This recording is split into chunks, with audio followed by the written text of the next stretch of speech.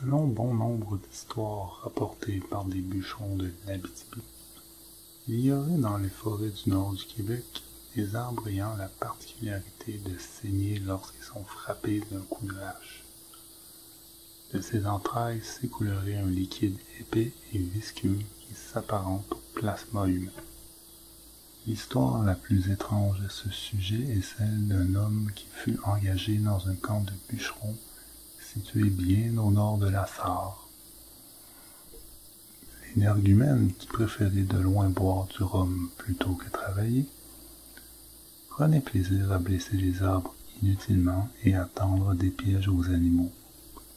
Il blasphémait sans cesse et avait une si haute estime de lui-même qu'il méprisait les esprits de la forêt.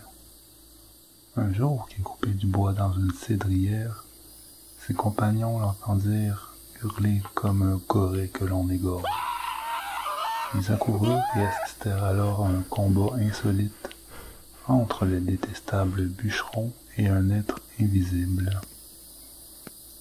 L'homme recevait des coups au corps, à la figure et derrière la tête, mais était incapable de voir son agresseur. Terrorisé, il appelait à l'aide.